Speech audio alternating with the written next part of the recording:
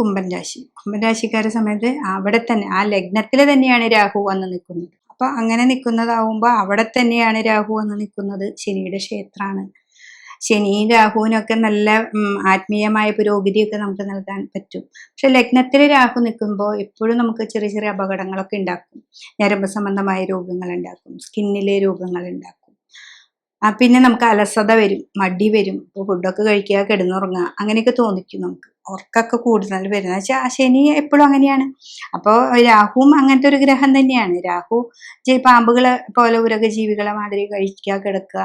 അപ്പോൾ ഉണർന്ന ചിന്താഗതി നമുക്ക് നൽകുന്നില്ല. അപ്പോൾ അത് നമുക്ക് ഉണ്ടാക്കിയെടുക്കണം. ഉണർന്ന ചിന്താഗതിയൊക്കെ ഉണ്ടാക്കണമെങ്കിൽ ശിവന്റെ അമ്പലത്തിൽ പോയിട്ട് ധാര കൊടുക്കുക, നമ്മുടെ ഉണർവ് കൂടുക, മെഡിറ്റേഷൻ ചെയ്യുക, ദേവിയെ നന്നായിട്ട് ആരാധിക്കുക. ഇതൊക്കെ ചെയ്യുമ്പോഴാണ് നമുക്ക് ഉണർവ് കിട്ടുക. രാവിലെ എത്രയും നേരത്തെ എണീക്കാൻ പറ്റുമെന്ന് വെച്ചാൽ അത്രയും നേരത്തെ എണീക്കുക. അപ്പൊ അതൊക്കെ ചെയ്താൽ നമുക്ക് മുന്നിലേക്ക് പോകാനായിട്ട് സാധിക്കും.